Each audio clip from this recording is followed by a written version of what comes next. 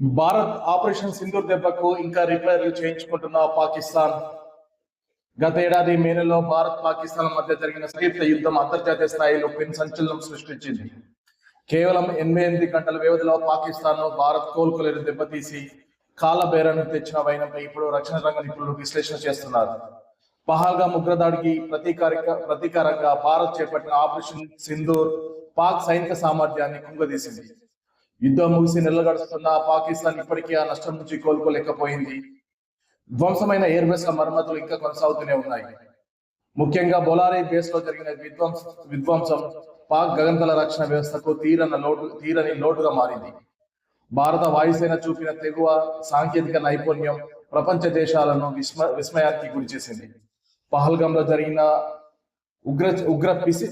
ఉగ్ర పిరికిపంద చర్య, దానికి ప్రతిస్పందనగా భారత సైన్యం ఈ ఆపరేషన్ సింధూర్ ను ప్రారంభించింది.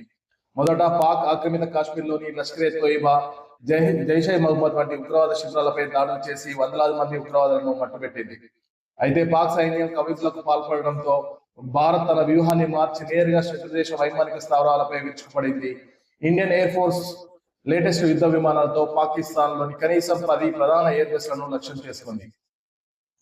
పాకిస్తాన్ సైనిక ప్రధాన కార్యాలయం పక్కనే ఉన్న నూర్ ఖాన్ బేస్ పై దాడి చేయడం భారత్ సాధించిన వ్యూహాత్మక విజయం. మే 10న జరిగిన ఈ దాడిలో పాకిస్తాన్ చెందిన అత్యంత ఖరీదైన సాప్ 2000 ధ్వంసమైంది.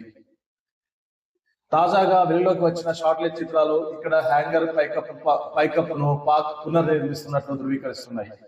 మోరీ, సుక్కూర్, చక్లాలా, రఫీకి, రహీంయార్ ఖాన్, నయాచోర్ వంటి కీలక స్థావరాలు భారత క్షిపణుల దాడికి చిత్రమయ్యాయి. ఈ దాడిలో భారత్ తన అమ్ముల పొదిలోని అత్యంత శక్తివంతమైన క్షిపణులను ప్రయోగించింది. శత్రువుకు చిక్కకుండా స్కాల్ప్ క్షిపణులతో దాడి చేసింది భారత్. అలాగే సుఖోయ్ 30 MKI ఇజ్రాయెల్ తయారీ రాంపేజ్ మరియు స్వదేశీ బ్రహ్మోస్ ఎయిర్ టు సర్ఫేస్ క్షిపణులను ఈ లక్ష్యాలను ఛేదించాయి.